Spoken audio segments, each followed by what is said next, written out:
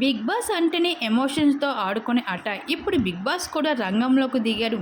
మీ అందరి హౌస్లో ఎవరిని మిస్ అవుతున్నారో నాకు బాగా తెలుసు. అందుకని మీకోసం ఒక టాస్క్ పెట్టేశాను.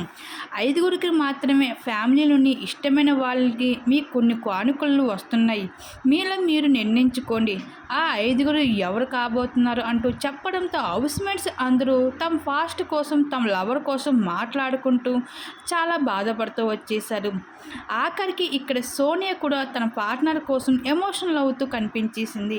అయితే తనకి పర్సనల్ లైఫ్లో పార్ట్నర్ ఉన్నారో లేదో అనే విషయం మాత్రం ఇప్పుడు వరకు అయితే సోనియా రివీల్ చేసిందే లేదు.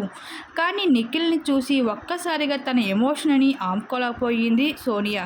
ఇంక నిఖిల్ తనను ఓదారుస్తూ ఉంటే తన దగ్గరికి వెళ్ళి హగ్ చేసుకుని ఎమోషన్ అవుతూ ఉంటే ఇంక నిఖిల్ కూడా కావ్యతో రిలేషన్షిప్లో ఉన్నారో లేదో అనే విషయం ప్రజెంట్ అర్థం కాలేకపోయినా కావ్యని తలుచుకుంటూ అయితే చాలా ఎమోషనల్ అయిపోయాడు నిఖిల్. ఇంకా సోనియా అయితే తన దగ్గరికి వచ్చి హగ్ చేసుకోవడంతో ఇంక నిఖిల్ కూడా సోనియా దగ్గరికి వెళ్లకుండా ఉండలేకపోయాడు. అయితే ఇక్కడ సోనియాకి నిఖిల్ అయితే చాలా దగ్గర అయిపోతున్నాడని చెప్పుకోవచ్చు. ఇంకా సోనియా కూడా నిఖిల్ని అయితే చాలా ఎమోషనల్ అయిపోయింది చూసి. మరి సోనియా నిఖిల్ కోసం మీరేమనుకుంటున్నారు? మీ అభిప్రాయాన్ని తప్పకుండా కామెంట్ సెక్షన్లో షేర్ చేసుకోండి.